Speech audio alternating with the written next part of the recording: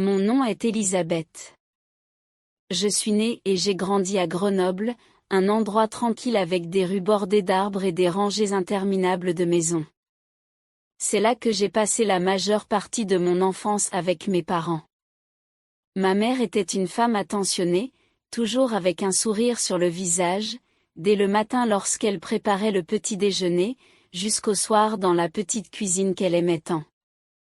Mon père, un homme de peu de mots mais très responsable, travaillait dur pour subvenir aux besoins de la famille.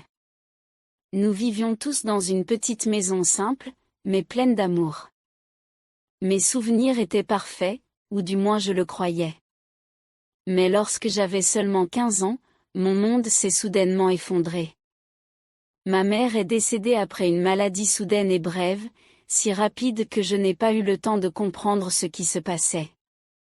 Le sentiment de vide grandissait au fur et à mesure que je voyais mon père devenir de plus en plus solitaire dans une maison qui était autrefois pleine de rire. Nous avons continué à vivre, mais nous n'étions plus la même famille qu'avant. Chaque matin, j'allais à l'école et chaque soir, je rentrais à la maison. C'était toujours la même cuisine, les mêmes plats simples, mais ma mère n'était plus là. Chaque repas n'était que pour 2 personnes, mais la distance entre mon père et moi semblait plus grande que l'espace même de la maison. Quand j'avais 19 ans, mon père s'est remarié. Ce fut un choc pour moi, même si je savais au fond de moi qu'il méritait de retrouver le bonheur. Sa nouvelle femme, ma belle-mère, était une femme gentille et bienveillante, et avec elle est venu son fils, Jean, d'1 an plus jeune que moi. Au début, je me sentais mal à l'aise en essayant de m'intégrer avec ce nouveau petit frère. Bien qu'il n'ait jamais rien fait pour me rendre inconfortable, il était calme, réservé, et peut-être qu'il essayait, comme moi, de s'adapter à la nouvelle situation. Le soir, toute la famille se réunissait dans le salon. Mon père et ma belle-mère s'asseyaient à la table, discutant du travail ou faisant des projets pour l'avenir. Jean et moi échangions des regards quelque peu confus, ce qui me faisait détourner rapidement les yeux. Les repas en famille devenaient une occasion de mieux nous connaître, bien que d'une manière un peu étrange. Jean me servait souvent de la nourriture, un geste simple, mais qui me mettait mal à l'aise. Il était toujours silencieux, parlait peu, mais parfois, il me jetait des regards plus longs que d'habitude. Je me demandais si j'étais trop sensible ou si c'était simplement le comportement typique d'un frère cadet envers sa nouvelle sœur aînée. Cependant, il était indéniable qu'au fil du temps, il y avait une tension sous-jacente entre nous, quelque chose dont aucun de nous ne parlait. Les sentiments qui auraient dû être purement fraternels devenaient difficiles à distinguer.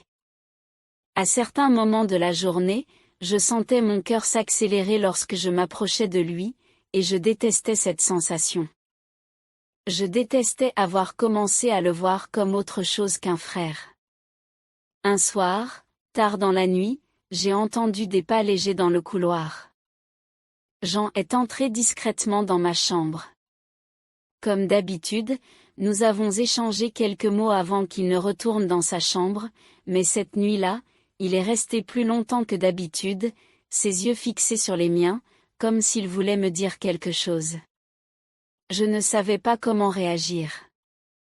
Je percevais simplement que l'atmosphère autour de nous devenait étrangement étouffante. Le silence s'est prolongé, et avant que je ne puisse réfléchir davantage, j'ai légèrement hoché la tête, l'invitant à rester un peu plus. Nous sommes restés là, dans l'obscurité et la lumière tamisée, comme 2 étrangers qui, paradoxalement, étaient proches d'une manière inexplicable. Pour être honnête, j'aimais bien Jean. Il était mon frère, mais il y avait quelque chose d'irrésistiblement attirant chez lui, quelque chose que je ne pouvais pas complètement ignorer. Je me demandais si je devais me sentir coupable pour cela. Après tout, Jean était mon frère, du moins sur le papier. Cependant, ses pensées étaient souvent fugaces, rapidement écartées par des raisons plus logiques, comme le fait que nous vivions sous le même toit ou la proximité de 2 jeunes personnes partageant un espace commun. Nous dormions dans des chambres séparées, mais proches, toutes deux situées au deuxième étage, tandis que mon père et ma belle-mère dormaient au rez-de-chaussée, ce qui provoquait parfois des situations gênantes. Jean et moi traversions une phase cruciale de nos vies. J'étais en première année d'université, tandis qu'il terminait sa dernière année de lycée, se préparant pour ses examens finaux. Nous essayions tous deux de nous adapter à ce nouveau rythme de vie, mais la tension entre nous était indéniable.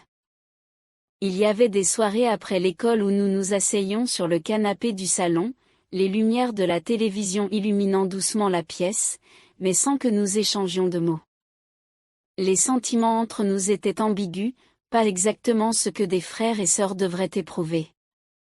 Je me suis rendu compte que j'aimais vraiment Jean au-delà des limites de l'amour fraternel. Cette prise de conscience me troublait, mais je ne pouvais pas nier qu'à chaque fois que je le voyais, mon cœur s'emballait. Lors de nos rencontres fortuites dans les escaliers, nos regards se croisaient, et il y avait quelque chose dans ses yeux que je ne pouvais pas ignorer. C'était une soirée tranquille, comme tant d'autres, mais peut-être savais-je que celle-ci ne finirait pas de la même manière. Mes parents étaient partis en voyage pour environ 5 jours, laissant Jean et moi seuls à la maison. Au début, nous pensions que ce serait une occasion de nous détendre sans la surveillance des adultes. Ce soir-là, nous nous sommes installés dans le salon et avons mis un film romantique. C'était un film qui ne nous intéressait pas vraiment, nous cherchions juste quelque chose pour passer le temps. J'avais préparé quelques snacks, des fruits et quelques bières, une manière de relaxer après une semaine chargée. Le film commença calmement. Nous parlions normalement, comme nous le faisions toujours, avec des plaisanteries légères et des rires occasionnels remplissant le silence de la maison. Mais soudain, une scène inattendue apparut dans le film, un couple s'embrassant passionnément. Je ne sais pas pourquoi, mais nous sommes restés silencieux. Les rires et la conversation insouciante se sont arrêtés. L'atmosphère entre Jean et moi est soudainement devenue lourde. Ce n'était plus le confort habituel de deux frères et sœurs partageant un moment simple. Je pouvais sentir les yeux de Jean posés sur moi, mais il y avait maintenant quelque chose de différent dans son regard. Une étrange chaleur commençait à se répandre dans mon corps, mais je restais silencieuse, tenant ma canette de bière comme pour m'aider à garder mon calme.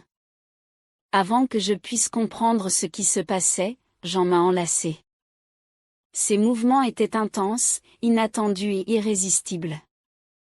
Ses baisers étaient urgents, comme si toutes les émotions qui avaient été réprimées pendant si longtemps éclataient enfin. Je n'ai pas pu résister. Mon cœur était en conflit, mais mon corps réagissait d'une manière totalement différente. Nous avons franchi les limites de ce qui aurait dû être une relation fraternelle. À ce moment-là, dans l'obscurité et le silence du salon, cette nuit ne serait plus une nuit ordinaire. Elle marquait un tournant, un changement que je savais irréversible. Toutes les limites avaient été franchies. Je ne pouvais pas nier que j'avais laissé mes émotions me dominer, permettant que quelque chose qui n'aurait jamais dû se produire se produise. Cette nuit-là, Jean et moi étions ensemble, franchissant toutes les frontières. Nous n'avons pas échangé beaucoup de mots. Tout semblait se dérouler de manière instinctive, comme si les sentiments réprimés depuis si longtemps avaient enfin trouvé un moyen de s'exprimer. La proximité que nous avions tenté de maintenir jusque-là s'était dissipée, remplacée par des émotions que nous ne pouvions plus contrôler. Je m'étais complètement abandonnée à Jean. Ses baisers étaient brûlants et me rendaient totalement vulnérable. Ses mouvements étaient puissants et profonds, c'était la sensation la plus excitante que j'ai jamais ressentie. Je me souviens très bien de la sensation du matin suivant, alors que la douce lumière du soleil filtrait à travers les rideaux. J'étais allongée à côté de Jean. La lumière était accueillante, mais à l'intérieur de moi, quelque chose avait complètement changé. Nous n'avons pas échangé beaucoup de mots, nous nous sommes juste regardés en silence pendant un moment, et peut-être que nous avons tous les deux compris qu'à partir de cet instant, nos vies ne seraient plus jamais les mêmes. Dans les jours qui ont suivi, tandis que mon père et ma belle-mère étaient encore en voyage, nous avons continué à profiter de ce temps ensemble. Il n'y avait plus de gêne ou de malaise, mais plutôt une sensation de plaisir. Nous vivions comme deux amoureux, libres du regard des autres. Les repas n'étaient plus des moments familiaux, mais des occasions privées uniquement entre Jean et moi. Chaque nuit, nous nous asseyions ensemble, regardions des films, discutions, finalement, nous finissions la nuit dans le même lit. Pendant ces jours, je me suis permis d'oublier la réalité, oubliant que Jean et moi étions frères et sœurs. Nous vivions comme un jeune couple, libérés de toute préoccupation. Tout s'est passé de manière si naturelle, si facile, que je ne pouvais pas m'arrêter ni échapper à la sensation d'être emporté par notre amour secret et par les longues nuits que nous partagions. Puis le jour est venu où mes parents sont rentrés.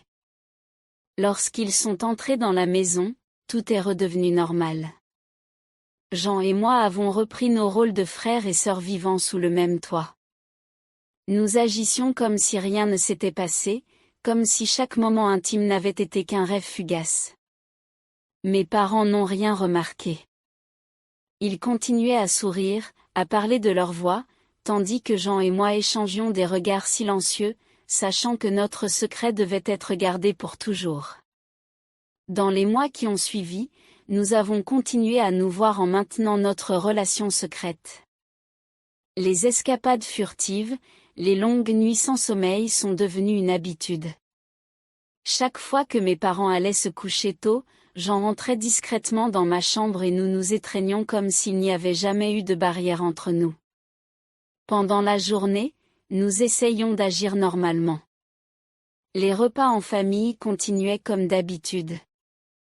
Mes parents ne se doutaient de rien, et Jean et moi échangions simplement des regards discrets. Cette tension cachée me laissait à bout de souffle, mais en même temps, je ne pouvais pas m'arrêter. La culpabilité me rongeait lentement, mais pas suffisamment pour me faire renoncer. J'ai continué à vivre en secret. Chaque nuit, chaque moment avec Jean était devenu si addictif que je craignais de ne plus pouvoir m'en sortir. Mais malgré cela, au fond de moi, je savais que je ne pouvais pas laisser cela aller plus loin. Je craignais les conséquences de cette relation, mais au lieu d'arrêter, j'ai choisi d'essayer de la contrôler. Je me suis convaincue que j'avais toujours tout sous contrôle, que nous ne serions jamais découverts. Environ 1 an plus tard, Jean a terminé ses études secondaires et est parti à l'université. Il a dû quitter la maison, déménager dans une autre ville pour continuer ses études. Lorsque Jean est parti, je savais que notre relation allait changer, même si je ne voulais pas l'admettre. La distance entre nous a tout rendu plus difficile. Il n'y avait plus de nuits furtives ni de moments silencieux ensemble. La distance nous a obligés à mettre en pause cette relation, même si je ressentais encore le poids de la nostalgie du passé. Après avoir terminé mes études, j'ai décidé de suivre une nouvelle voie pour moi-même. J'ai postulé pour un emploi en tant qu'assistante administrative dans une entreprise de la ville. Le travail n'avait rien d'extraordinaire, mais il m'a apporté de la stabilité, loin des jours de conflits et de tourmentes émotionnelles. C'est alors que je l'ai rencontré, l'homme qui allait changer ma vie pour toujours.